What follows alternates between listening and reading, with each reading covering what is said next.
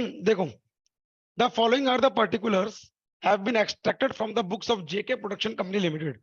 मतलब इससे पता लग गया प्रोडक्शन कंपनी है, और लगभग आपका जितने भी क्वेश्चन आएंगे वो प्रोडक्शन कंपनी में आएंगे। क्या लिखा हुआ है यहाँ पर? Stock of material, opening stock given है, stock of material, closing stock given है, मटेरियल परचेज। तो मतलब ये तीनों ही एक कैटेगरी के हो गए। याद है रॉ मटेरियल कंज्यूम का फॉर्मूला हमने कॉस्ट शीट पढ़ी थी। तो रॉ मटेरियल कंज्यूम का फॉर्मूला क्या था हमारा? Opening raw material plus purchase of raw material minus closing raw material. Drawing office salary, that is administration expenses. Counting house salaries, house salaries का मतलब क्या है यहाँ पर? अच्छा, एक और चीज बता देता हूँ, देखो बेटा, इन क्वेश्चंस में सबसे पहले आपको ये पता लगाना कौन सा किधर जाएगा, कौन सा फैक्ट्री का है, कौन सा तुम्हारा कॉस्ट ऑफ प्रोडक्शन का है, कौन सा सेलिंग डिस्ट्रीब्यूशन का है, कौन सा ऑफिस का है। तो अगर कोई चीज समझ ना आए तो वहां पर अगर नोट बना के उसको डाल दोगे तब भी वो आंसर तुम्हारा सही हो जाता है, ठीक है। लेकिन कुछ आइटम ऐसी होती है जो आप कहां पर नहीं लिखोगे, कॉस्ट शीट में नहीं लिख सकते। जैसे कि डिविडेंड, जैसे कि इंटरेस्ट, तो ये सब किसके अंदर नहीं आएगा? डिविडेंड के उसके अंदर, कॉस्ट शीट के अंदर नहीं आएगा, ठीक है। तो अभी मैं इसको स्टार लगा के छोड़ रहा हूं, आगे देखेंगे। Carriage inward, carriage outward, donation नहीं आएगा, डोनेशन भी कॉस्ट शीट का पार्ट नहीं है, तो याद रखना। बैड डेप्ट रिटर्न ऑफ, बैड डेप्ट आता है, ध्यान से सुन लो। चलो लिखो, एक हेडिंग लिखेंगे सारे बच्चे, लिखो। देयर आर फॉलोइंग ट्रांजेक्शन या there are following item which are not recorded in, there are following item which are not recorded in cost sheet, which are not recorded in cost sheet। लिखो first donation,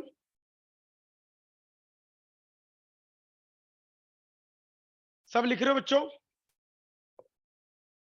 लिख दो, मैं यहां पर लिख देता हूं, लिखो। Donation, dividend, cash discount, interest paid, goodwill written off, goodwill written off, preliminary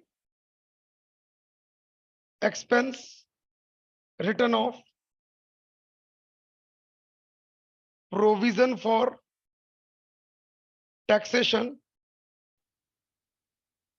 provision for bad डेप्ट, transfer to reserves,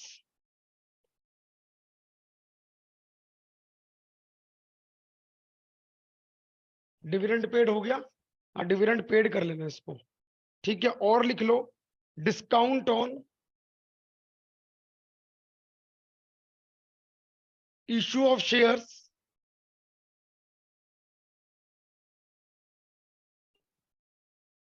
damages payable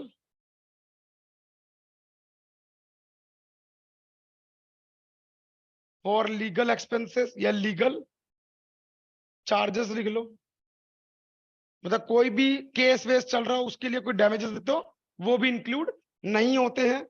और लिख लो, income tax paid, income tax paid, profit and loss on sale of fixed asset, pension and gratuity. तो ये सारी item किसके अंदर नहीं आएगी? कॉस्ट शीट में नहीं आती है, याद रखना इसको।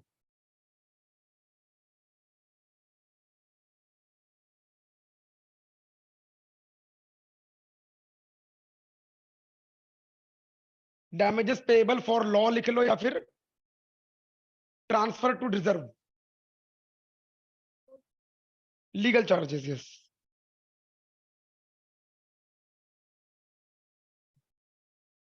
हाँ, बैड डेट रिटर्न आएगा, प्रोविजन फॉर डाउटफुल डेट नहीं आएगा, क्योंकि वो सेलिंग एक्सपेंस हो जाता है बैड डेट रिटर्न।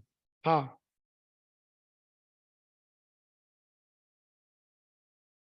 हाँ, P and profit and loss on sale of fixed asset, damages payable for lawful expenses लिख लो या लीगल चार्जेस लिख लो। लास्ट में है पेंशन एंड ग्रेचुइटी।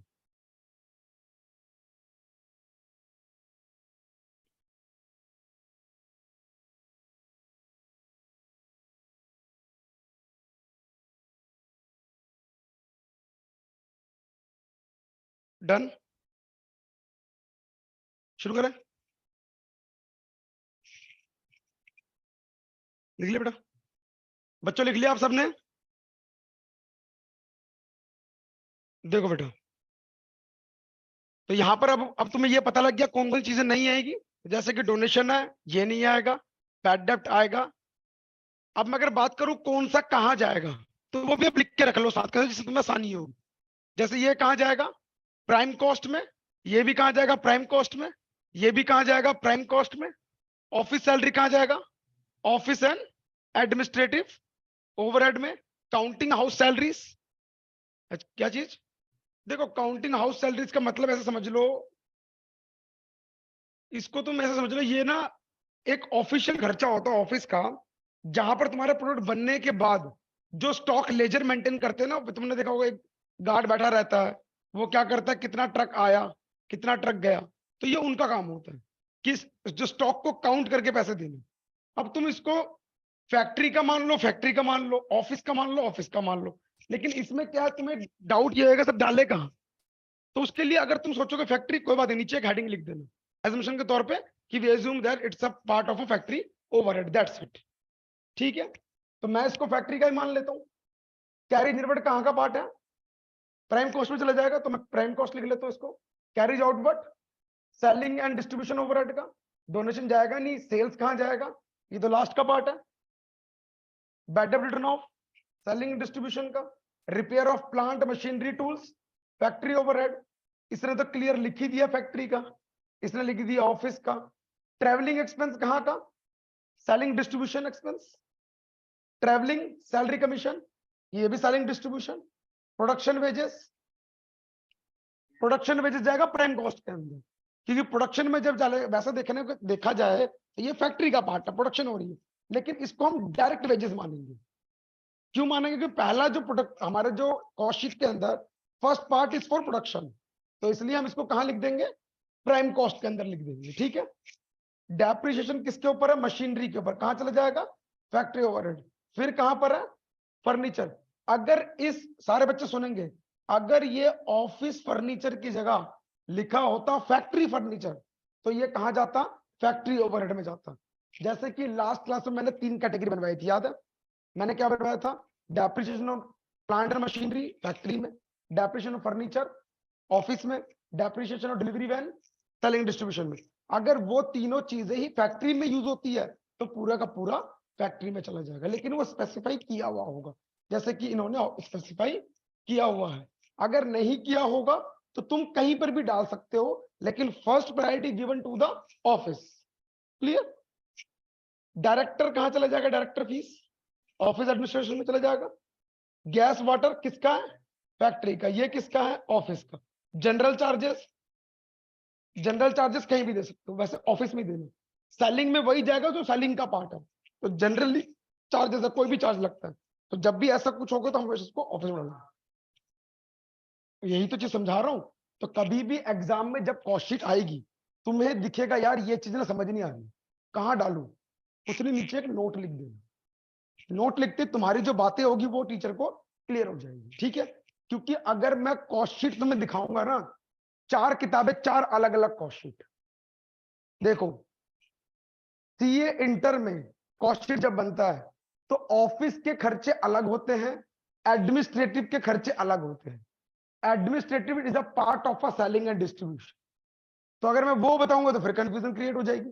तो इसलिए ऐसा कुछ नहीं सोचना, आपको सिंपल क्या याद रखना है? ऑफिस एडमिन एक, सेलिंग डिस्ट्रीब्यूशन एक। कुछ खर्चा नहीं समझ आता, बस अंदाजा लगाना कि यार ये ना सेलिंग का तो हो ही नहीं सकता। जिसका भी होगा एजम्पशन लिख देना और नोट लिख के आ जाना, खत्म। अपना नोट लिखा, क्वेश्चन में ऐड किया, कहानी खत्म। क्लियर? मैनेजर सैलरी कितनी है? 18,000 रुपए। मैनेजर की सैलरी कहां जाएगी? ऑफिस में जाएगी। आगे आ जाओ,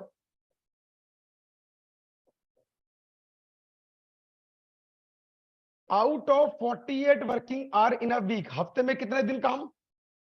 48 hour. Time devoted by manager to the factory and office, मतलब वो फैक्ट्री में भी काम करता है और ऑफिस में भी काम करता है। 30 आवर्स एंड 18 आवर्स, मतलब फैक्ट्री में 30 घंटे काम कर रहा है और ऑफिस में 18 घंटे काम कर रहा है। तो करेंगे क्या, ये जो मैनेजर की सैलरी 18,000 रुपीज है, ये कितने घंटे की सैलरी है? 48 आवर्स की सैलरी है। तो ऑफिस के लिए, फैक्ट्री के लिए कितना? 30, तो मल्टीप्लाई 30 करके जो भी आएगा ऑफिस में फेंक दो, फैक्ट्री में फेंक दो, और मल्टीप्लाई 18 करके जो भी आएगा उसको ऑफिस में फेंक दो। दोबारा बता रहा हूं, ध्यान से सुनेंगे बच्चों। सबको मेरी आवाज क्लियर आ रही है ना? क्योंकि ऑनलाइन में ऐसा सन्नाटा छा गया, मुझे किसी की आवाज ही नहीं आ रही। हाँ देखो, दोबारा सुनेंगे। 48,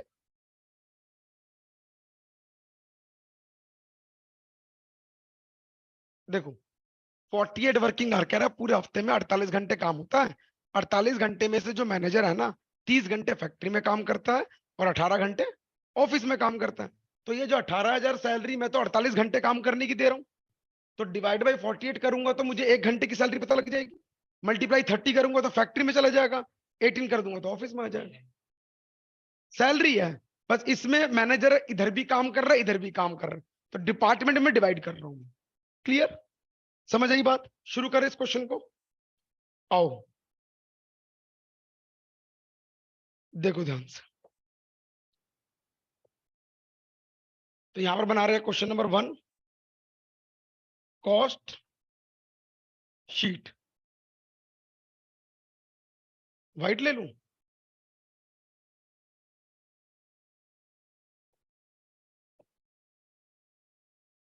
हम्म,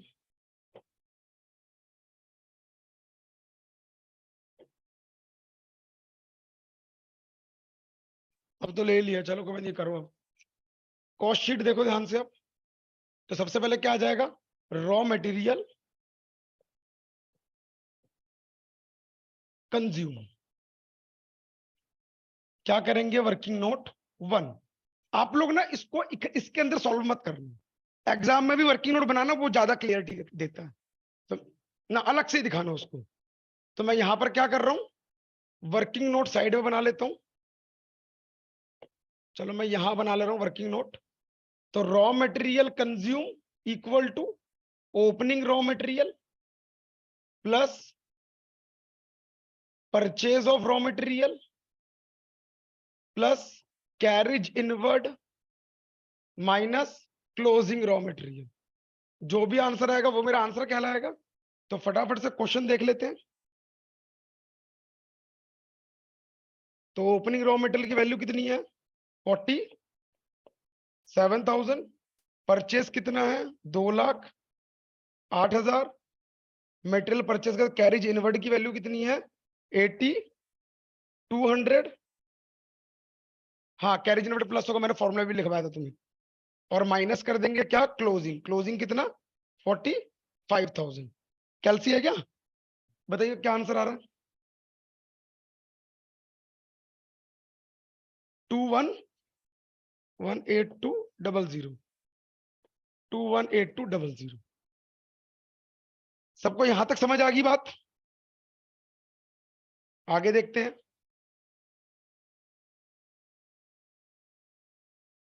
तो ये कंप्लीट, ये कंप्लीट। अब देखो, जैसे हम अकाउंटिंग करते हैं ना, कि जो जो दिखा वहां वहां डालता रहे, यहां पर ऐसा काम नहीं कर सकते कि कॉस्ट शीट एक सीक्वेंस में बनी हुई है, तो उसी ऑर्डर में चलना पड़ेगा हमें। प्राइम कॉस्ट में ही डल गया। अब कहां चले जाएंगे हम? ये भी खत्म, ये नहीं आएगा, ये भी नहीं आएगा।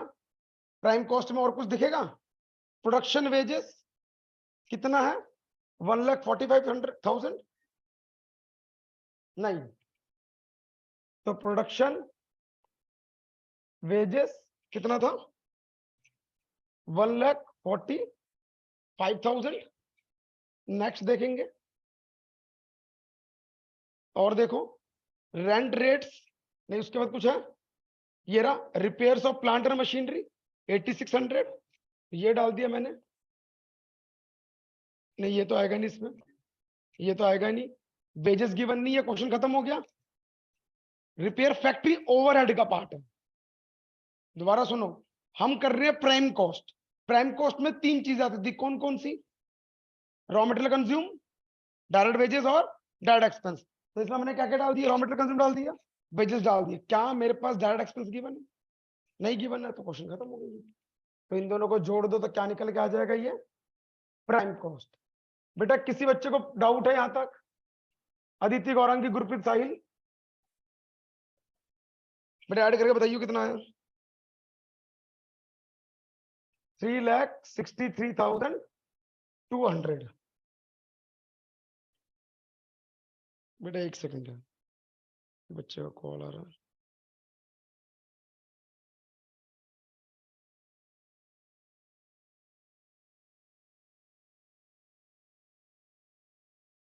देखो, तो ये हो गया प्राइम कॉस्ट, खत्म होगी बात यहां तक।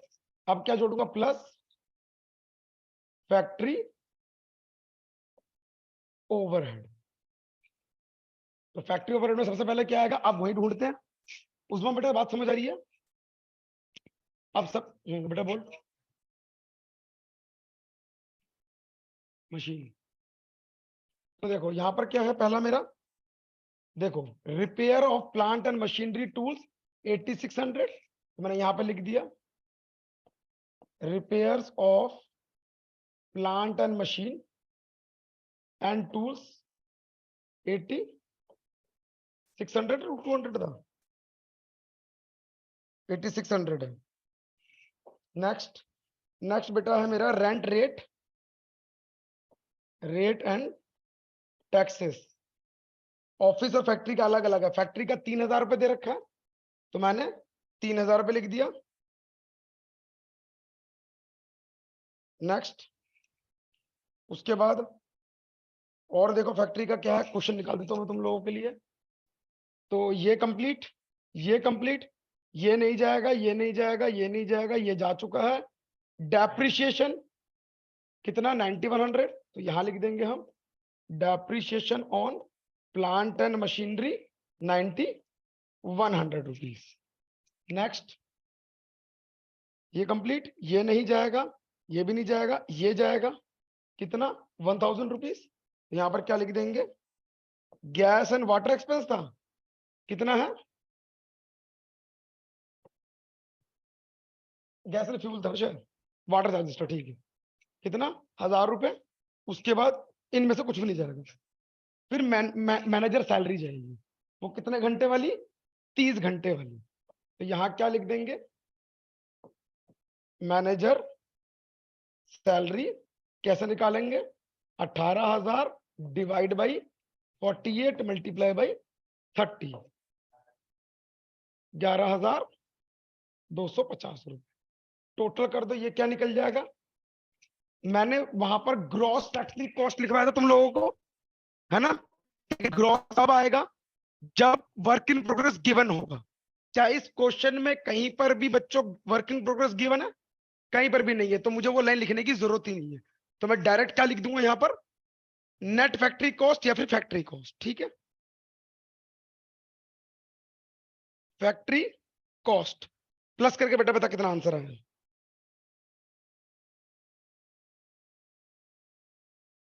जनरल चार्जेस ऑफिस में डाल देंगे। हाँ, क्योंकि जो खर्च ना समझ आया ना वो सारे ऑफिस में डाल देंगे। 396150। क्लियर? थोड़ा सा इसको छोटा कर लेते हैं। हाँ,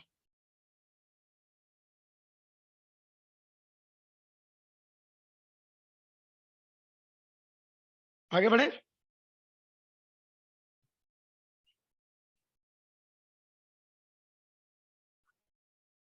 देखो, तो यहां क्या करेंगे? Plus office and administrative overhead. अब ऑफिस वाले खर्चे ढूंढ लो फटाफट से। यहां क्या क्या आ जाएगा? पहला, ड्राइंग ऑफिस सैलरी कितना है? 9,600 रुपए। तो यहां क्या लिख देंगे? अब तुम्हें ये नहीं लिखना कि ड्राइंग ऑफिस सैलरी, सीधा क्या लिखोगे? Office salary, that's it.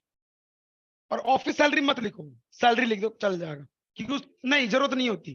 जैसे मैंने यहाँ लिखा ना इतनी बड़ी लाइन, रेंट रेट टैक्स छोड़ दिया, तो इतना लिख के भी छोड़ दोगे, क्योंकि वहां पर टीचर को पता ही होगा ये कहाँ का क्या जा रहा है, तो भी कोई दिक्कत नहीं है। तो मैं यहाँ पर क्या लिख रहा हूँ, सैलरीज। कितने रुपए ड्राइंग सैलरीज, 9600 रुपीज। नेक्स्ट देखो क्या है क्वेश्चन के अंदर, काउंटिंग हाउस सैलरीज 14,000 रुपए। तो यहां पर क्या लिख रहा हूं, हाउस सैलरीज। क्या, देखो मैंने क्या बताया तुम्हें, कहां डालना चाहते हो उसको। काउंटिंग हाउस सैलरीज क्या है, चीजों को काउंट करने का, तो ये प्रोडक्शन के बाद होगा वो। तुम चाहो यहां डाल दो डालना है तो, चाहे यहां डाल दो डालना है तो, क्योंकि इसके लिए कोई फिक्स एरिया नहीं है, तो तुम दोनों में से कहीं भी डाल दोगे। मैंने ऑफिस में डाल दिया, कोई दिक्कत, तुम ऊपर डाल दो तब भी चल जाएगा, लेकिन उसमें नोट लिखना पड़ेगा तुम्हें, तो मेरे को इसके लिए भी नोट लिखना पड़ेगा नीचे। हाँ, क्योंकि वो पता ही नहीं कहाँ जाएगा, तो तुम्हें जहां कंफ्यूजन होगी वहां नोट लिख देना, ठीक है। क्योंकि ऐसी ट्रांजैक्शन ना बहुत कम नजर आती है, कभी कभार ऐसा उटपटांग चीजें आ जाती है, ठीक है। तो देखो ध्यान से, तो यहां पर क्या आ जाएगा मेरा, एक मिनट, कहाँ गया क्वेश्चन, ये कितना था हाउसिंग सैलरी, 14,000 रुपए, ठीक है। आगे देखेंगे, काउंटिंग हाउस सैलरी 14,000 रुपए, कैरिज इनवर्ड हो चुका, कैरिज आउटवर्ड कितना, 5100, यहाँ नहीं जाएगा, सेलिंग डिस्ट्रीब्यूशन का, डोनेशन कहीं नहीं जाएगा, बैड डेप्ट नहीं जाएगा, यहाँ पर रिपेयर नहीं जाएगा, ये नहीं जाएगा। रेंट रेट टैक्सेस इंश्योरेंस 1,000 रुपए, यहां पर लिख रहा हूं रेंट रेट्स एंड टैक्सेस। क्या क्या चले जा रहा भाई ये,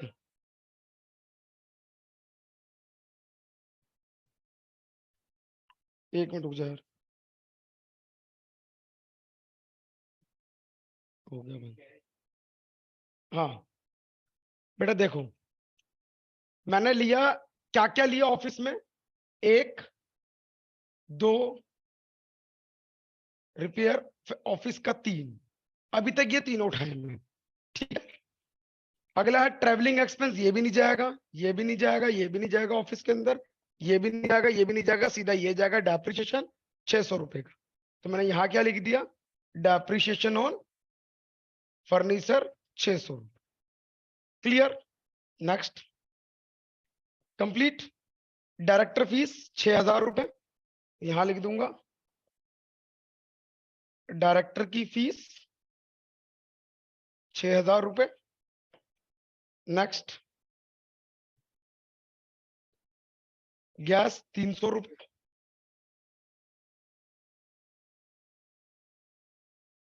तो गैस एंड वाटर कितना, 300 रुपए। नेक्स्ट, जनरल चार्जेस 5,000 रुपए, तो यहां लिख दूंगा जनरल चार्जेस 5,000 रुपए। और लास्ट, मैनेजर सैलरी कितना रुपए, 18,000 डिवाइड बाई 48 मल्टीप्लाई बाई 18, कितना, 6750। बस जी कंप्लीट हो गया, इसको जोड़ देंगे तो ये क्या निकल जाएगा मेरा, कॉस्ट ऑफ प्रोडक्शन। अब मैं यहां पर दो बातें लिखूंगा, रुको, कॉस्ट ऑफ प्रोडक्शन लिख के छोड़ दिया, प्लस करो क्या आंसर आ रहा है जल्दी से, 18,000 डिवाइड बाई 48 मल्टीप्लाई बाई 18, 439400। बेटा गुरप्रीत, बेटा मुझे एक बात बता, क्या मुझे फिनिश गुड्स दे रखे हैं क्वेश्चन के अंदर, गुरप्रीत।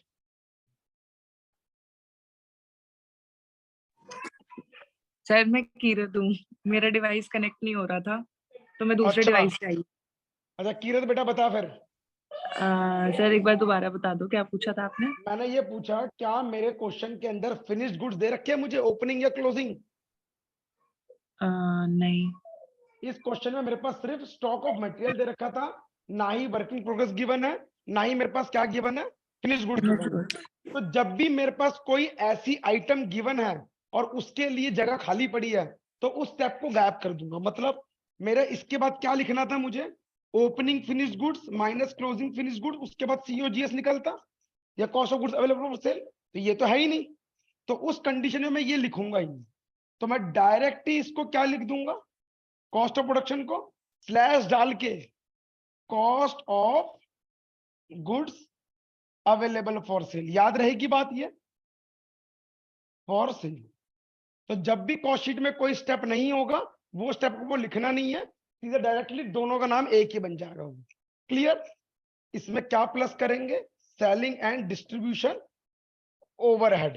एक्सपेंस मत लिखना, गलत हो जाएगा, याद रखना इस बात को भी। ओवरहेड को कभी भी एक्सपेंस मत लिखना, आपको हमेशा उसको क्या लिख के चलना पड़ेगा, ओवरहेड, क्योंकि ओवरहेड का मतलब ही क्या है, इनडायरेक्ट एक्सपेंसेस। डन? चलते हैं आगे, अब कहानी खत्म होने वाली है इसकी। आगे देखो, अब पहला खर्चा कैरिज आउटवर्ड का 5100, तो मैंने यहां लिखा कैरिज आउटवर्ड 5100। नेक्स्ट, उसके बाद डोनेशन जाएगी नहीं, सेल छोड़ दो। हाँ, क्योंकि बेटा कौन सा खर्चा कैरिज आउटवर्ड, सामान को भेजने का खर्चा है। बैड डेप्ट रिटर्न ऑफ, काफी बुक में बैड डेप्ट रिटर्न ऑफ काट रखा है, लेकिन एक्चुअल में याद रखना बैड डेप्ट का मतलब ही क्या है भैया, सेल करूंगा तो डेटर आएगा, डेटर ने पैसे नहीं दिए तो बैड डेप्ट हो गया। तो उस बैड डेप्ट की वजह से भी तो मेरी प्रोडक्शन पे इफेक्ट पड़ गया, कि मैं सामान बनाए जा रहा हूँ, लोगों को दिए जा रहा हूँ, पैसा आ ही नहीं रहा और पैसा डूबता चला जा रहा है, तो कहीं ना कहीं मेरी कंपनी बंद हो जाएगी, तो ये इफेक्ट डालेगा उसके ऊपर। तो इसलिए बैड डेप्ट रिटर्न ऑफ कहाँ का खर्चा है, सेलिंग डिस्ट्रीब्यूशन का। तो यहाँ क्या लिख देंगे, बैड डेप्ट लिख देंगे, कितना, 4700। नेक्स्ट, उसके बाद ये भी नहीं आएगा, ये भी नहीं आएगा, ये भी नहीं आएगा, ट्रेवलिंग एक्सपेंस 3700, ट्रेवलिंग सैलरीज 7800।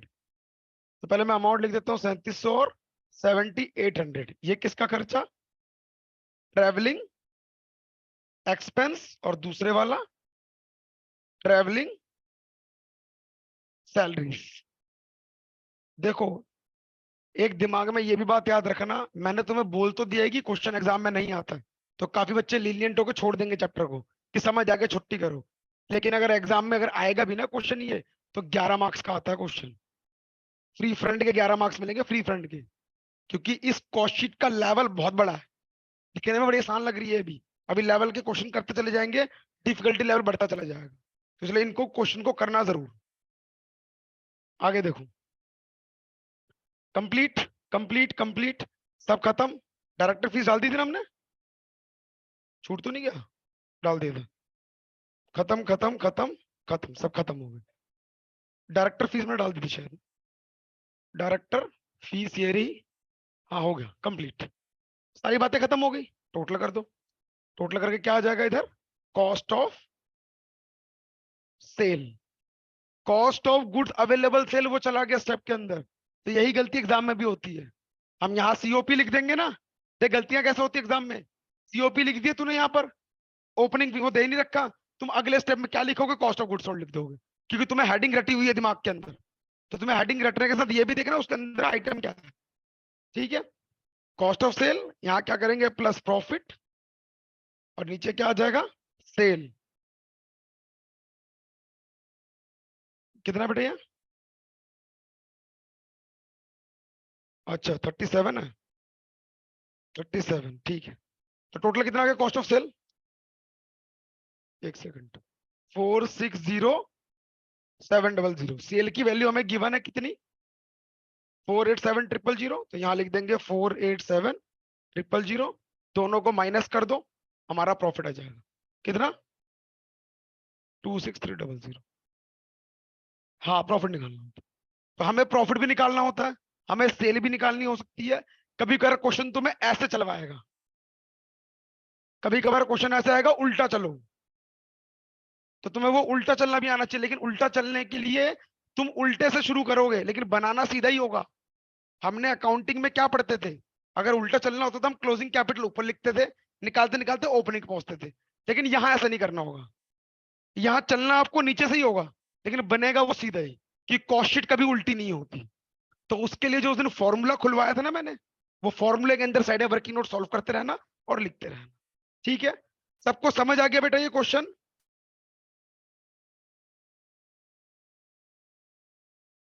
सबको क्लियर है बेटा? Aditi, Gaurangi, Kirat, Sahil? Yes sir. Okay बेटा, आगे बढ़ते हैं अब हम। तो ये हमारा एक क्वेश्चन था छोटा सा। अगर ये क्वेश्चन एग्जाम में आएंगे भी तो देखो, वैसे तो नहीं आएगा ये, लेकिन अगर आता भी है तो 11 मार्क्स का वो आता ही आता है। तो 2017 तक तो बहुत अच्छा पेपर आता था, लेकिन उसके बाद इनकी खोपड़ी खराब हो गई, फिर ये थ्योरी प्रैक्टिकल क्वेश्चन मिक्स कर दी। तो इसलिए देखेंगे नेक्स्ट क्वेश्चन अब हम। देखो ध्यान से, अब इस क्वेश्चन को देखो। क्या कह रहा है? Mister Gopal furnitures following data manufacture. Raw material consume given है कितना? 15,000। डायरेक्ट लेबर चार्जेस कितनी गिवन है? 9,000। मशीन आर वर्कड कितना है? 900। मशीन आर रेट कितना है? क्या मतलब है इस चीज का? दोबारा सुन लो। मशीन आर वर्कड मतलब एक मशीन इतने घंटे काम चलती है। उस मशीन पे रेट कितना लगता है? तो टोटल खर्चा कितना हो गया? क्या चीज है ये? That is a labour cost, मतलब डायरेक्ट लेबर। ध्यान से सुनो मेरी बात। हाँ, मैंने तुम्हें चैप्टर लिखवाया था, याद है? सर्विस कॉस्टिंग, इसको ऑपरेटिंग कॉस्टिंग बोलते हैं। तो ऐसी मशीन आर सिस्टम को ना सर्विस आर सिस्टम भी कहते हैं। तो जहां मशीन की बात आएगी कि मशीन ने इतनी देर काम किया, अबे मशीन खुद काम करेगी क्या? ऑटोमेटिक भी एक बंदा तो चाहिए ही ना उसमें काम करने के लिए। तो यहाँ पर भी वही है, मशीन आवर वर्कड मतलब एक लेबर ने 900 घंटे काम किए और एक लेबर 5 रुपए लेती थी। तो 900 इंटू 5 इज 45 रुपए। वो क्या हो गया? डायरेक्ट लेबर हो गया या डायरेक्ट वेजेस हो गया। क्लियर है सबको पॉइंट? हाँ बता रहे, ये पॉइंट क्लियर है? अब देखो यहाँ, अब यहां पर क्या है? डायरेक्ट लेबर चार्जेस उन्हें यहां पर दे ही दिए। अब यहां पर अगर डायरेक्ट दे दिए तो हम इसको क्या मानेंगे फिर? इनडायरेक्ट वेजेस मान लेंगे। और अगर ये गिवन नहीं होगा तो क्या मानेंगे? इसको डायरेक्ट मानेंगे। याद रहेगी बात? क्योंकि मशीनली डायरेक्टली काम करेगी तो आपको उसको डिस्ट्रीब्यूशन करना पड़ेगा। किस तरीके से? अगर डायरेक्ट गिवन ना हो तो उसको डायरेक्ट मान लो, वरना उसको इनडायरेक्ट मान के चलो। क्लियर? सर हाँ बेटा, बोल बेटा। सर आपने जो बोला है मशीन आवर्स को डायरेक्ट लेबर मान के चलो, हम इसे हाँ वेरिएबल मैन्युफैक्चरिंग ओवरहेड नहीं ले सकते? हाँ, ले सकते हैं उसको भी, बिल्कुल। देखो यहाँ पर एक पॉइंट है, देखो बेटा ध्यान से सुनो। साहिल कह रहा है क्यों हम इसको वेरिएबल भी तो ले सकते हैं। बेटा देखो, पहले तुम्हें समझाना पड़ेगा मुझे कि वेरिएबल चीज क्या होती है। लास्ट क्लास में याद है फिक्स्ड और वेरिएबल में डिफरेंस समझाया था मैंने। जहां पर यूनिट गिवन हो वो क्या बन जाता है? अगर पर यूनिट गिवन है तो इसका मतलब पर यूनिट फिक्स है हर जगह, तो दैट इज कॉल्ड वेरिएबल। तो यहाँ पर यूनिट गिवन होने का मतलब क्या हो गया? वेरिएबल हो गया। तो अगर इसको वेरिएबल मानना चाहोगे आप, तो इसको आपको हमेशा क्या लेना पड़ेगा? इनडायरेक्ट लेबर लेना पड़ेगा। तो अभी वेरिएबल और उसकी कहानी अभी आगे समझाऊंगा, बहुत डीपली जाना है मुझे, तो उस पर कोई दिक्कत नहीं है। तो वैसे साहिल तो बिल्कुल सही कह रहा है बेटा, हम उसको वो भी ट्रीट कर सकते हैं। ठीक है? Okay sir. हाँ, तो ये डायरेक्ट गिवन है तो डायरेक्ट ले लिया, इन दोनों को मल्टीप्लाई करके इसको क्या ले लिया मैंने? इनडायरेक्ट ले लिया। क्लियर? अब आगे देखो, कह रहा है एडमिनिस्ट्रेटिव ओवरहेड जो है ना, वो कितना है? वर्क कॉस्ट का 20%। तो पहले क्या निकलेगा? Work cost. फिर क्या निकलेगा? ऑफिस का निकलेगा। तो वर्क कॉस्ट को ऑफिस में कितना है? 20% लेना। सेलिंग ओवरहेड कितना कह रहा? 0.50 पर यूनिट। भाई सेलिंग ओवरहेड किस पे निकालेगा? कॉस्ट पे की सेल पे? साहिल तो बेटा, क्या साहिल बेटा क्वेश्चन मुझे था? ये बता कि सेलिंग ओवरहेड जो है 50 रुपए पर यूनिट है, 50 पैसे पर यूनिट। मैं उसको यूनिट प्रोड्यूस पे निकालूं या यूनिट सोल्ड पे निकालूं? Unit produced. क्यों? सर क्योंकि लॉजिक तो यही बनता है। कैसे? मुझे वही तो समझा। लेकिन इसे बता। वैसे सेलिंग पे भी ले सकते हो, डिपेंड सेलिंग करता पे है। लेना पड़ेगा क्योंकि बात ही आ रही है सेलिंग के खर्चे की, और सेलिंग का खर्चा हम उसके कितने गुड सोल्ड होंगे उसके बेस पे बांटेंगे, ना कि परचेस के बेस पे बांटेंगे। देखो बात को समझो। तुमने बोला कि मैं अगर एक प्रोडक्ट भेजूंगा तो 250 रुपए का खर्चा होगा, मान के चलते कि अगर मैं एक पैकेट के डिलीवरी चार्जेस 250 चार्ज करता हूँ, तो अगर मैं 100 भेजूंगा तो भैया मेरा कितना 25,000 रुपये लगेगा, क्लियर। लेकिन मैंने भेजे ही 50, तो क्या मैं 25,000 रुपये ले पाऊंगा? नहीं ले पाऊंगा। तो जितने यूनिट बिकेंगे उसके बेस पे इसको लेना होगा, क्लियर बेटा पॉइंट? हाँ क्लियर बेटा पॉइंट? Yes sir. तो हमारा सेलिंग ओवरहेड भी पता लग गया। अब आगे देखो यहाँ क्या दे रखा है, यूनिट प्रोड्यूस और यूनिट सोल्ड। ये दे क्यों रखा है unit produce unit sold? Unit produce से कॉस्ट ऑफ प्रोडक्शन निकल सकती है, लेकिन क्या उसको निकालने का फायदा है? No sir. देखो फायदा तो नहीं है, लेकिन पॉइंट देखो क्या है, हमारे पास कितने गुड्स पहले थे वो नहीं पता। मैं यहां पर फॉर्मूला लिख रहा हूं, unit sold equal to opening unit plus unit produce minus closing unit. तो ये गिवन नहीं है, इसको भूल जाओ। सोल्ड कितना है? 16,000। बनाया कितना था? 17,100। तो क्लोजिंग यूनिट कितना आ गया? इसको इससे माइनस कर देंगे, 900 क्लोजिंग यूनिट आ गया। अब वो 900 रुपए की 900 गुड्स की कॉस्ट निकालने के लिए मुझे कॉस्ट ऑफ प्रोडक्शन निकालनी पड़ेगी, और कॉस्ट ऑफ प्रोडक्शन के बाद मुझे कॉस्ट पर यूनिट भी निकालना पड़ेगा। और कॉस्ट पर यूनिट का फॉर्मूला क्या था उसमें? तो उसमें क्लोजिंग यूनिट्स 1100 यूनिट्स नहीं होगा? हम माइनस कर लियो बेटा, कितना 1100? तो यस सर, 900 हाँ बोला था 1100 आपने। होगा, माइनस कर लिया, मैंने माइनस किया नहीं। हाँ तो 17,100 माइनस 16,000, 1100 यूनिट आ जाएगा। हाँ हाँ हाँ, तो कॉस्ट ऑफ प्रोडक्शन हमारे पास जो आएगा वो निकल जाएगा, उसको पर यूनिट यूनिट प्रोड्यूस से डिवाइड कर लेंगे, आंसर आ जाएगा। मैं करवा रहा हूँ क्वेश्चन को, आगे देखते हैं क्वेश्चन में निकालने को क्या बोला है। इसने यहाँ पर क्या बोला देखो, कॉस्ट पर यूनिट और cost per unit sold and profit for the period. मतलब आपको एक यूनिट पे प्रॉफिट कितना होगा वो भी बताओ, सबकी पर यूनिट कॉस्ट निकालनी पड़ेगी। तो पर यूनिट कॉस्ट के लिए करेंगे क्या, ध्यान से देखो।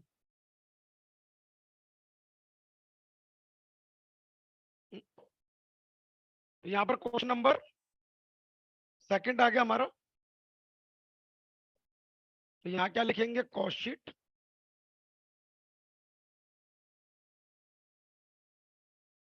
तो मैंने पहले यहाँ पर क्या लिख दिया, क्या स्टॉक गिवन था मुझे, भूल गया मैं, एक बार क्वेश्चन देख।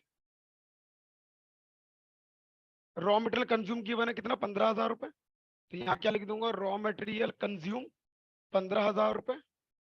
फिर क्या गिवन है, डायरेक्ट लेबर कितनी वैल्यू गिवन है, 9,000। अरे यार ये बड़ा कैसे हो गया, हाँ 9,000 नहीं खुलता यार, ये तो दिक्कत है इसकी। 9,000 इन दोनों को जोड़ दिया, मेरा क्या आंसर आ गया, प्राइम कॉस्ट ये क्या बन गया मेरा 24, प्लस क्या कर दूंगा, फैक्ट्री ओवरहेड। और फैक्ट्री ओवरहेड में एक ही चीज दे रखी है, मशीन आवर रेट। तो उसके लिए क्या कर दो, फैक्ट्री ओवरहेड कितना जोड़ दो, 900 इंटू 5, 4,500। तो जोड़ दो कितना है इसको, 28,000।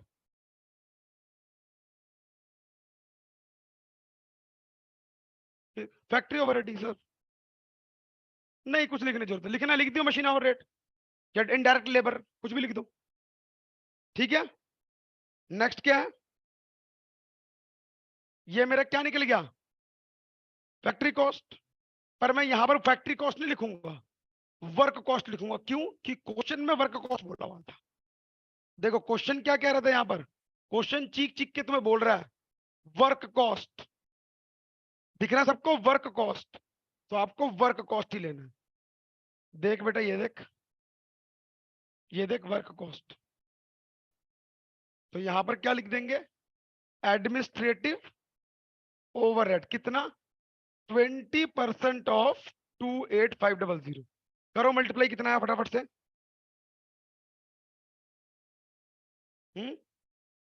5,700 प्लस करो कितना है बताओ, 34,000। ये मेरा क्या आ गया, कॉस्ट ऑफ प्रोडक्शन।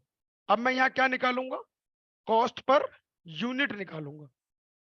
उसके लिए मैं क्या करूंगा, वर्किंग नोट बनाऊंगा। तो मैंने पहले यहाँ क्या निकाल लिया, unit sold equal to opening unit plus produce minus closing unit. तो मैं सीधा लिख दूं क्लोजिंग यूनिट इक्वल टू 17,100 कितना था, 17,100 था, ठीक है। तो 17,100 माइनस 16,000, तो ये आ गया 1,100 यूनिट। तो ये क्लोजिंग यूनिट 1,100 आ गया ना। अभी मैं बता रहा हूं क्या करना है इसका। तो ये भी निकाल के छोड़ दिया। अब मैं निकालूंगा कॉस्ट पर यूनिट। क्या चीज, क्लोजिंग यूनिट कैसे निकलेगा, सीओपी कॉस्ट ऑफ प्रोडक्शन ये वाला डिवाइड बाय यूनिट प्रोड्यूस। तो 34200 डिवाइड बाई 17,100 कितने रुपए आ गए, 2,200 रुपए आ रहा है इसका। हाँ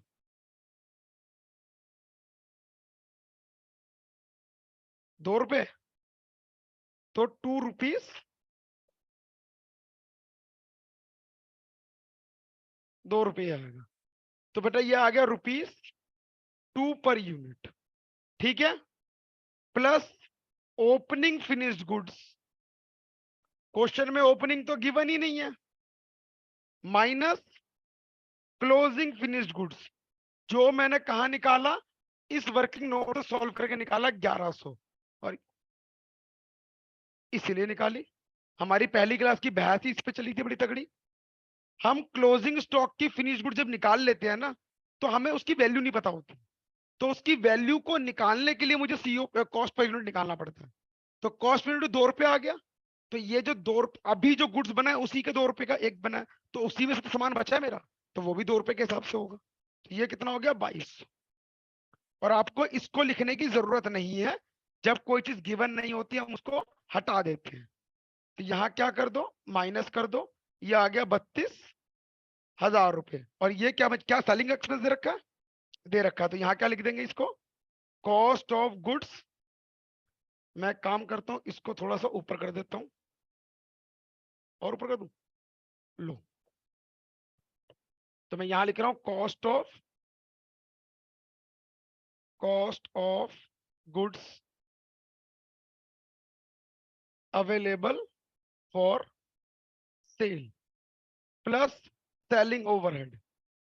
सेलिंग ओवरहेड क्या बोल रहा था वो, 50 पैसे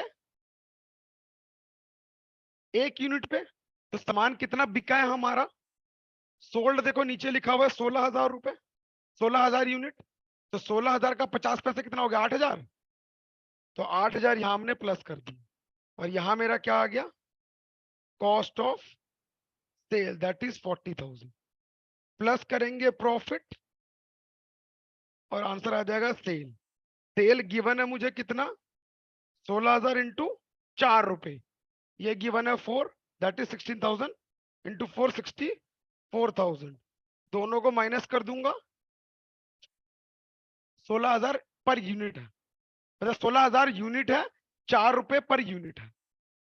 हाँ तो ये 16,000 इंटू 4 कर दिया, और इसको मैंने कैसे निकाल लिया, 64 माइनस 40,000। यहां तक क्लियर। ये तो निकल गया, मेरी क्वेश्चन बनेगी जो दो तक पूछी थी। लेकिन इसमें एक और चीज पूछी गई थी, क्या आपको पर यूनिट कॉस्टिंग भी निकालनी है। तो पर यूनिट कॉस्टिंग कैसे निकलेगी, ये तो है ही 4 रुपए आ जाएगा। तो हमें सबकी निकालनी पड़ेगी ऊपर से लेकर नीचे तक।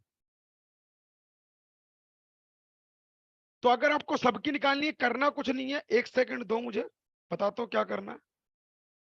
अब हटाऊंगा तो खराब हो जाए मुझे, हाँ हाँ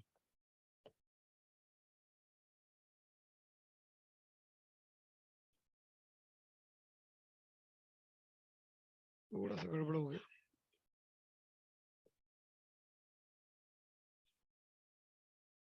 देखो ध्यान से, मैं एक बार इस पॉइंट को दोबारा लिख, अरे यार नहीं आ जाएगा। तो मैं इधर लिख देता हूँ प्लस प्रॉफिट, ये आ गया था 24,000 रुपए, और नीचे आ गया था सेल 16,000 मल्टीप्लाई 4 रुपए 64,000। ये देखो ये हमारा टोटल अमाउंट, यहां निकालेंगे कॉस्ट पर यूनिट, और कॉस्ट पर यूनिट सिर्फ एक का नहीं निकालना, आपको सबका निकालना पड़ेगा। सबका कैसे? आउटपुट कितना गिवन है क्वेश्चन में? 17100, इन सबको किससे माइनस कर दो? 17100 से। मतलब देखो क्यों, एक बात बताओ, कहां तक तुम्हारा 17100 काम आया? कहां तक? यहां तक तुमने जो काम किया है 17100 पर काम किया, उसके बाद 16000 पे काम किया। तो आपको क्या करना है, इसको डिवाइड कर देना है, क्योंकि मेरा आउटपुट प्रोडक्शन कितनी है? 17100 यूनिट। तो अगर 15000 पे खर्च हुए हैं, कितने यूनिट पे खर्च हुए हैं? 17000 डिवाइड करो कितना आया, तो यहां लिख देंगे 0.877। ऐसी 9000 डिवाइड बाई 17100, ऐसी सबको डिवाइड करते हुए चले जाएंगे। और अरे प्रोडक्शन, फॉर एग्जाम्पल बात को समझो, सारे बच्चे सुनना। तूने गैस डलवाई 1000 रुपए की, सिलेंडर भरवाया 1000 रुपए का, और तूने उसी सिलेंडर में तूने बना लिए 10,000 मोमोज। तो वो जितना भी सिलेंडर का खर्चा होगा, तू क्या करेगा? 10,000 में डिवाइड कर देगा। तो तेरे को पता लग जाएगा ना कि सिलेंडर वाला जो खर्चा है वो एक यूनिट पे कितने रुपए निकले मेरे। ये बात समझ आ गई? सिर्फ सिलेंडर ही लगा होगा क्या? बिजली भी तो खर्च हुई होगी। तो मान लेते जो बिजली का बिल आया, तो वो भी इसको 10,000 से डिवाइड करेगा। तो ऐसे ही मैंने क्या करूंगा, इसको भी 17,100 से डिवाइड, इसको भी 17,100 से डिवाइड, इसको भी सबको डिवाइड करता चला जाऊंगा। इसको तो सबको मैं ऐड ऑलरेडी, करके डिवाइड नहीं कर सकते डायरेक्ट? इसको जो आप अलग अलग डिवाइड करवा रहे हो सबको ऐड करके कर देते हैं? वो बताता हूँ क्यों करवा रहा हूँ, ध्यान से देखना कुछ। यहाँ पर देखो क्या लिखा हूं। कॉस्टिंग में एक दिक्कत क्या है, ये लिखा हुआ कॉस्ट पर यूनिट निकालो। ये कॉस्ट पर यूनिट पता है कौन सा है? ये कॉस्ट ऑफ प्रोडक्शन का नहीं है, ये हर एक लेवल का है। क्योंकि यहां पर ये नहीं बोला हुआ कि उसको एक इंडिविजुअल निकालना है या कुछ नहीं बोला हुआ। तो जब भी ऐसा कुछ होगा तो हमें हमेशा अलग अलग करके ही निकालना पड़ता है, साथ ही कॉलम बनता है। देखो तो मैं दिखा देता हूं, ये देखो दिख रहा होगा आपको, ये देखो, देख रहे हो सबका अलग अलग निकला हुआ। तो मतलब अगर मैं इसको यहां से काट दूं, ये पूरा काट दूं, इसने अलग से अपनी कॉस्ट शीट बना ली पर यूनिट की। समझ गए मेरी बात को? तो यहां पर अगर 2.5 रुपए की चीज बनी है, 4 रुपए की बिक रही है, तो 1 यूनिट पे 1.5 रुपए का फायदा हुआ है मुझे। तो ये मुझे निकालना पड़ेगा शुरू से लेकर एंड तक। समझ गया बेटा साहिल? Yes sir. तो जब भी आपको क्वेश्चन में कॉस्ट पर यूनिट गिवन होगा, तो समझ जाना, निकालने के बोलेगा तो आपको हर एक लेवल का निकालना होता, ठीक है? ले बेटा, 1 मिनट बड़ा कर दो थोड़ा सा, नोट कर लो इसको।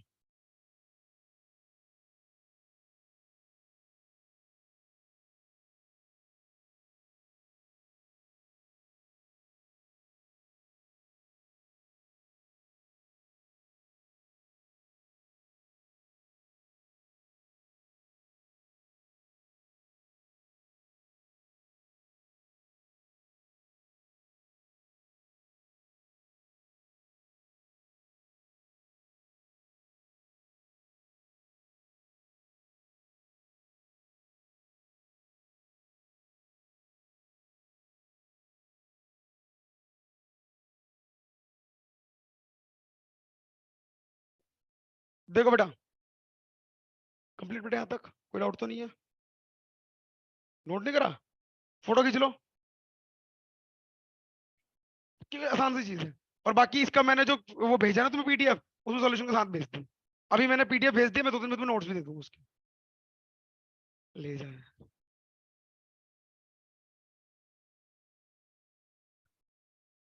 सेकंड पार्ट हो तो गया सारा? अरे वही तो था, कॉस्ट पर यूनिट सोल्ड कितना है? 4 रुपए। एक गुड्स कितने में बिक रहा है? 4 रुपए का ना। देखो ये दोनों चीज का मतलब बता दो क्या है। कह रहे ये कितने का बिक रहा है? 4 रुपए का, ठीक है? ये 40,000 जो तो चीजें हैं,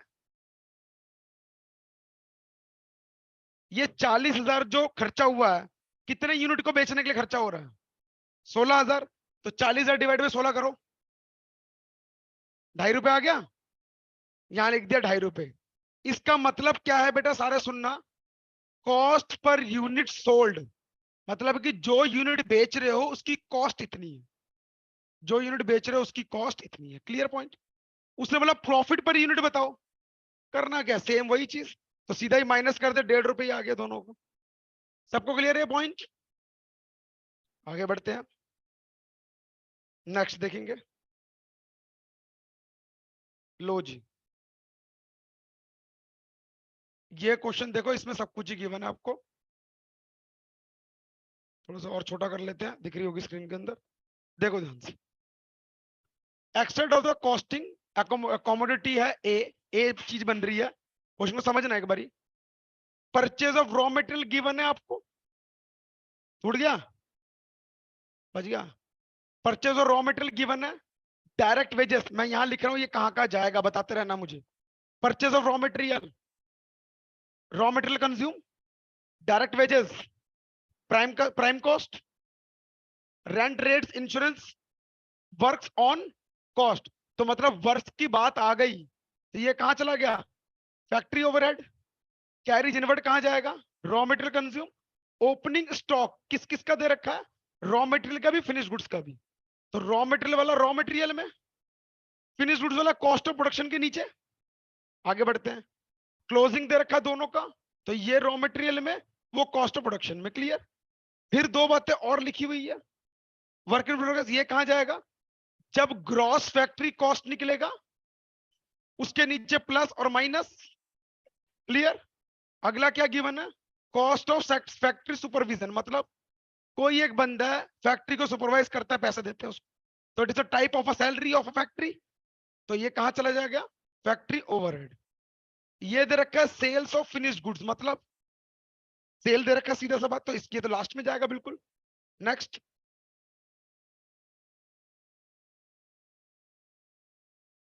advertising discount allowed and selling cost 240 पैसे पर टन सोल्ड।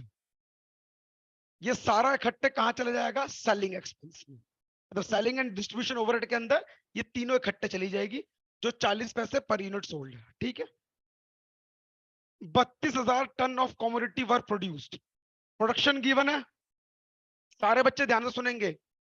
आपको यूनिट प्रोड्यूस गिवन है 32,000, चाहिए क्या क्या और, ओपनिंग यूनिट और यूनिट सोल्ड और क्लोजिंग यूनिट। तो आपके पास क्या यूनिट सोल्ड गिवन है, नहीं गिवन है, सिर्फ सेल्स बता दिया है 1.5 लाख की, लेकिन यूनिट सोल्ड नहीं है। तो करना कुछ नहीं है, छोटी सी बात क्या है, opening finished goods, unit sold, unit produce नीचे गिवन है 32,000, तो ओपनिंग प्लस 32 माइनस 4,000, आंसर क्या आ जाएगा, यूनिट सोल्ड आ जाएगा। वो यूनिट सोल्ड निकाल के क्या करेंगे, मल्टीप्लाई 0.40। क्लियर पॉइंट, समझ आएगी बात। दोबारा बता, ध्यान से सुनो। हमारे क्वेश्चन में एक पॉइंट दे रखा है कि आप सेल्स कैसे निकालोगे, सॉरी सेलिंग एक्सपेंस कैसे निकालोगे। कह रहा है 40 पैसे पर यूनिट टन सोल्ड, जितना बेचोगे उसको 40 पैसे में, तो यूनिट सोल्ड निकालना है। तो हमारा फॉर्मूला क्या है यूनिट सोल्ड का, opening unit plus production minus closing. Opening unit मतलब फिनिश्ड गुड्स कितना, 2,000 टन, प्लस प्रोड्यूस मतलब 32,000, माइनस क्लोजिंग मतलब 4,000। हाँ, यूनिट ओपनिंग यूनिट का फिनिश की बात होती है। ठीक है। तो ये कितना हो गया, 32, 34 और 30, तो ये 30,000 यूनिट सोल्ड हो गया। तो 30 इंटू 40 पैसा, 12,000 रुपये आ गया तुम्हारा, वो कहाँ चला जाएगा, सेलिंग में चला जाएगा। क्वेश्चन खत्म हो गया। निकालना क्या क्या है, देखो, cost of output of the period, cost per ton of production, cost per ton of production निकालनी है। तो पूरी प्रोडक्शन की बोल दी ना उसने, सीओपी, मतलब सीओपी में कॉस्ट पर यूनिट। दोबारा सुन लो सारे बच्चे, कह रहा पहले कॉस्ट बताओ आउटपुट की कितनी आई, तो मतलब सीओपी। दूसरा क्या बोल रहा है, पर टन की बताओ कितनी आई, तो COP divide by unit produce, कि जितना भी आउटपुट निकला उसकी कॉस्ट कितनी, मतलब सीओपी, सीधा सा फंड। सीओपी निकल गया, फिर कहता उसकी पर यूनिट बताओ कितनी होगी, पर टन। तो आउटपुट कितना तुम्हारा 32,000, 32,000 कॉस्ट जो भी आएगी तो cost for production divide by 32,000 खत्म। फिर कहता नेट प्रॉफिट निकालो, ये तो कुछ है ही नहीं।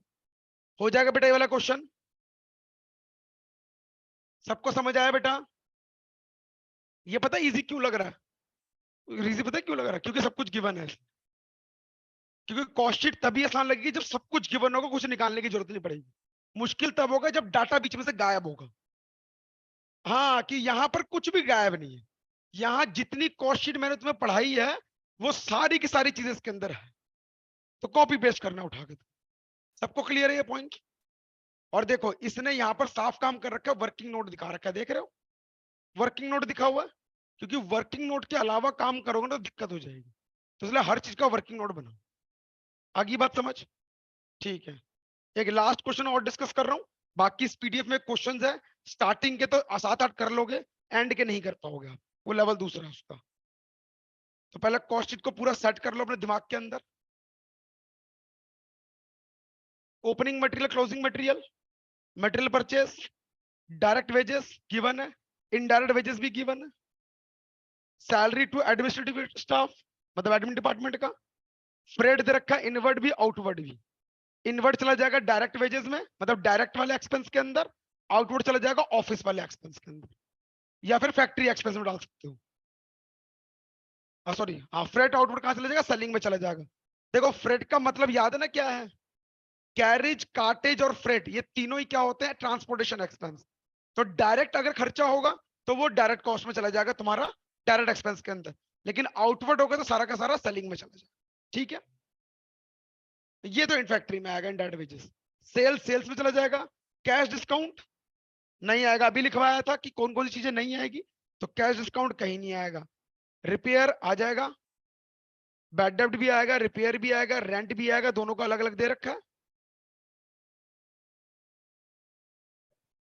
सेलिंग, बैड डेब्ट सेलिंग में, ट्रेवलिंग सेलिंग में, सेल्समैन सेलिंग में, डेप्रिसिएशन दोनों किसका? प्लांट और मशीनरी, फर्नीचर दोनों दे रखा है, तो फर्नीचर का ऑफिस, प्लांट और मशीनरी का factory. Director fees office, electricity factory लिखा हुआ factory, fuel for boiler, boiler is a type of a machine, ये कहां चला जाएगा? फैक्ट्री में चले। ठीक है, हाँ, ये पॉइंट के लिए मैंने क्वेश्चन समझा रहा हूँ। सेल ऑफ स्क्रैप एक नई चीज है, सुन लो ध्यान से बेटा। सारे बच्चे मुझे ये बताओ, जो कूड़ा करकट इकट्ठा होता है जिसको हम स्क्रैप कहते हैं, वो कहाँ इकट्ठा होता है? फैक्ट्री में इकट्ठा होता है। तो फैक्ट्री में अगर ये सेल कर रहे हैं ना, तो अगर फैक्ट्री का खर्चा, फैक्ट्री में जो खर्च कर रहे हैं, बना रहे हैं, चीजें बन के बाहर आ रही है, कुछ कूड़ा बच रहा है, वो कूड़े को बेच के पैसा कमा रहा हूं, तो फैक्ट्री का खर्चा बढ़ेगा कि घटेगा? दोबारा सुनो सारे बच्चे, फैक्ट्री में जो भी स्क्रैप बच रहा है मैं उसको बेच दे रहा हूं, तो फैक्ट्री का खर्चा बढ़ेगा कि घटेगा? तो कम कम होगा। होगा। तो हम क्या करेंगे, इसको माइनस कर देंगे फैक्ट्री ओवरहेड के अंदर, और लास्ट में बिल्कुल जब फैक्ट्री ओवरहेड खत्म होने वाला होगा, जैसे फैक्ट्री ओवरहेड लिखा, मैंने सारे एक्सपेंस लिख दिए, लास्ट में क्या लिख देना? सेल ऑफ स्क्रैप, और फिर जो आंसर आएगा that is called factory cost. आई बात समझ? ये मैंने तुम्हें कॉस्ट शीट में बताया इसलिए नहीं था क्योंकि वहां पर थोड़ी कंफ्यूजन पैदा हो सकती थी, अब तुम्हें समझ आ गई तो बात क्लियर हो जाएगी। देखो जनरल चार्जेस क्या है? जनरली खर्चा, ऑफिस का खर्चा, बस। मैनेजर सैलरी का पता ही है, उसने बता ही दिया मैनेजर सैलरी के बारे में, 20:80 में बांटा। हाँ, तुम्हें निकालना क्या? Prime cost, factory cost, cost of production, total cost, profit. हाँ, ये क्वेश्चन कहाँ का है? CWA inter, ICCMA, cost and management accountant. पहले ये कॉस्ट एंड वर्क अकाउंटेंट था, तो 2012 में ये चेंज होकर CMA बन गया। समझ गए मेरी बात? क्लियर है पॉइंट? तो ये क्वेश्चंस है, तो यहाँ पर कुछ और भी क्वेश्चंस है, आप इनको करना, हो जाएगा क्वेश्चन, कोई मुश्किल नहीं है, क्योंकि स्टार्टिंग के 7-8 क्वेश्चन तुम आराम से निपटा लो। देखो ये भी सिंपल सा फॉर्मेट दिख ही रहा होगा, सब कुछ गिवन। एक यहाँ पर लास्ट लाइन देख रहे हो क्या लिखा है? Maximum possible breakup of cost, क्या मतलब है? अरे वही, ब्रेक इवन इन यूनिट्स। नहीं, ब्रेकअप कॉस्ट का मतलब क्या? Prime cost, factory cost, cost of production, वही है। वो कह रहा कि जो कॉस्ट है ना, उसको आप कितना ब्रेकअप कर सकते हो।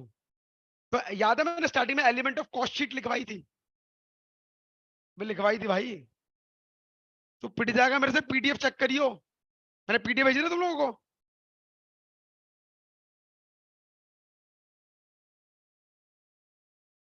पिट जाएगा मेरे से वो। तो एलिमेंट ऑफ कॉस्ट शीट लिखवाई थी, वहां पर क्या था एलिमेंट ऑफ कॉस्ट शीट में? प्राइम कॉस्ट, फैक्ट्री कॉस्ट, तो तुम्हारा वर्क कॉस्ट जो भी है उसी को कहते हैं ब्रेकअप ऑफ कॉस्ट। तो बच्चा होगा क्या, कंफ्यूज हो जाएगा इसको देख कर। तो पहले तो वो कॉस्ट शीट बना लेगा, फिर वो सोचेगा इसका मतलब क्या है। तो कुछ नहीं निकालना है, ये लिखा है ये कॉस्ट शीट बनाओ और giving maximum possible breakup cost. क्योंकि देखो मेरी बात को समझो, सारे बच्चे सुनना, लास्ट पॉइंट है सुनना। अगर बेटा मैं इन सबको प्लस कर दूं आंसर गलत आएगा सही आएगा? मैं कोई फॉर्मेट नहीं बना रहा, मेरे को कोई फॉर्मेट नहीं बना रहा। मैंने क्या किया, opening minus this minus closing minus closing minus closing. Answer सही है गलत आएगा? सही आएगा ना, सब कुछ क्लियर है। तो मतलब ये तो मेरा बिना फॉर्मेट के भी आंसर आ रहा है। तो अब वो कह रहा है भैया तू फॉर्मेट मत बना, तू बता दे कितने हिस्सों में तोड़ेगा उसको। That is called cost sheet. Clear होगी मेरी बात? नहीं नहीं, जैसा सिखाया वही काम करना है हमें, हमें नया कुछ नहीं करना। ठीक है,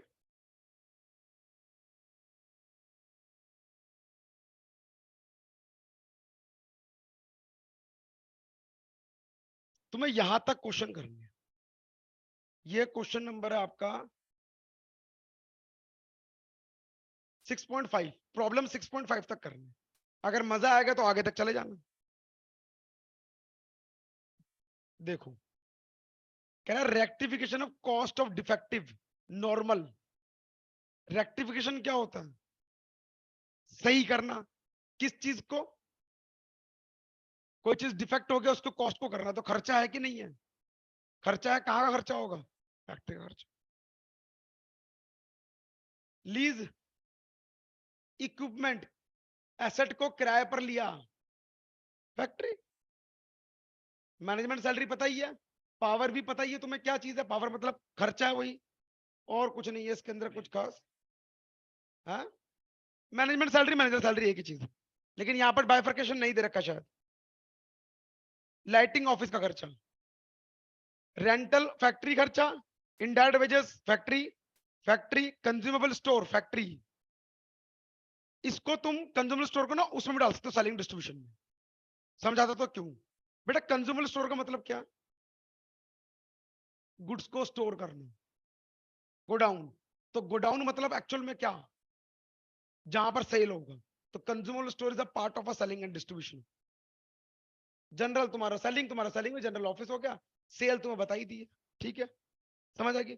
बाकी मैं ये समझाऊंगा नहीं, ये खुद पढ़ के आना, इसकी सारी कहानी इसी पे ही है। ठीक है, इस क्वेश्चन को ट्राई करके आना, वरना अगली क्लास में यहीं से शुरू करवाऊंगा। अब दूसरे लेवल के क्वेश्चन शुरू हो जाएंगे। तो उम्मीद है कि नेक्स्ट क्लास में हम खत्म कर लेंगे इसको। हाँ, कोशिश करेंगे खत्म कर लेंगे, वरना अभी एक और क्लास लगा लेंगे इसकी। टोटल इसमें क्वेश्चन मैंने डाले हुए हैं, नहीं ज्यादा ही है, 21 भी कम होंगे, 13-14 होंगे क्वेश्चन इसमें।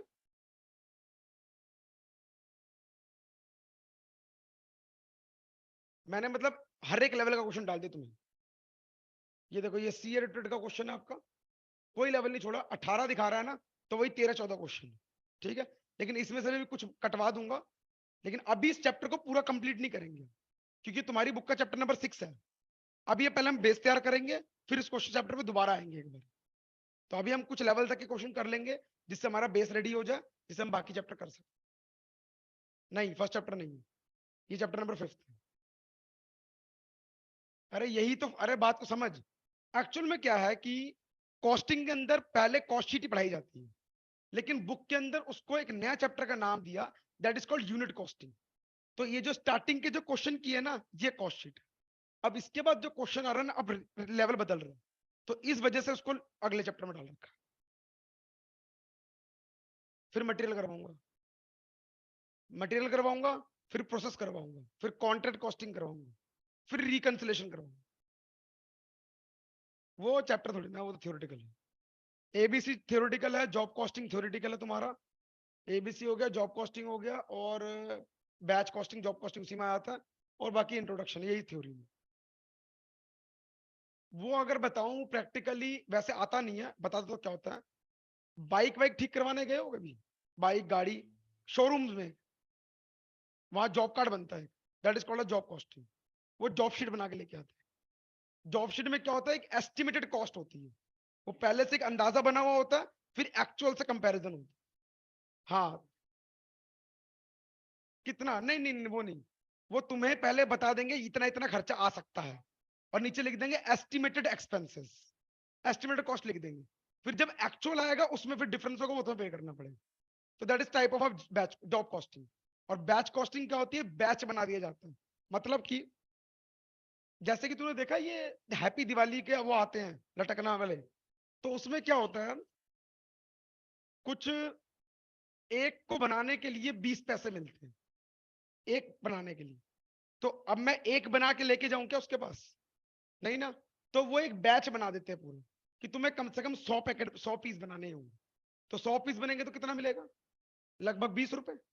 तो 100 पीस बनाऊंगा तो 20 रुपए मिलेंगे। तो that is called batch costing. तो बैच बना बना के वहां काम चलता है। समझ गए मेरी बात को। तो इस टॉपिक पे अगली क्लास में डिस्कस करेंगे, बाकी आप लोग यहाँ तक क्वेश्चन कर लेना।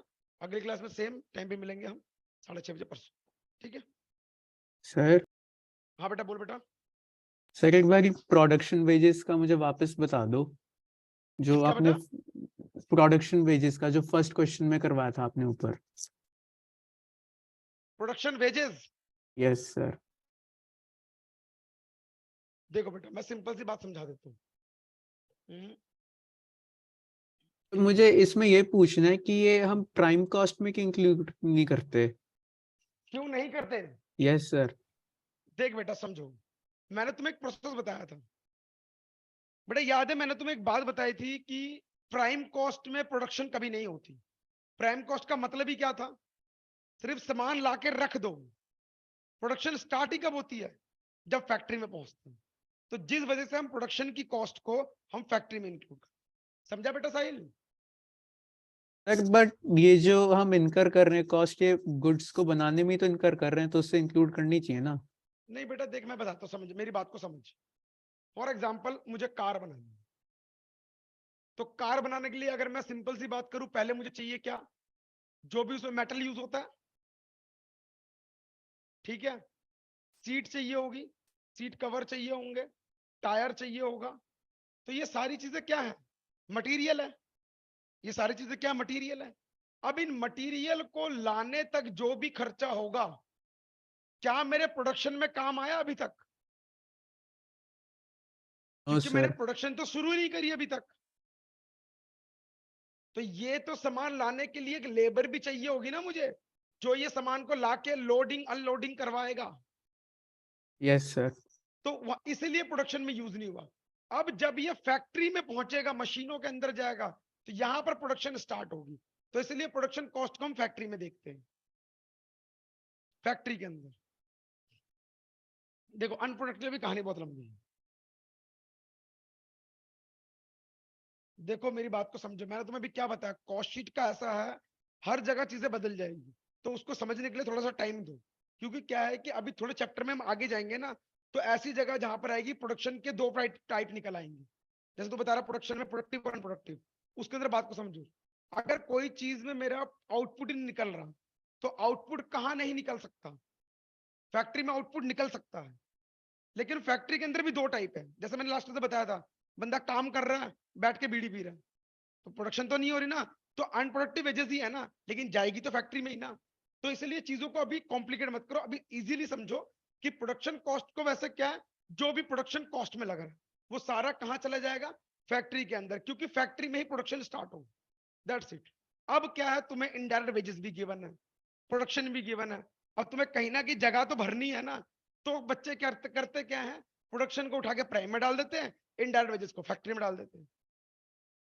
नहीं जाएगी ना, मना तो कर रहा हूं, प्रोडक्शन जाएगी कहां, फैक्ट्री में।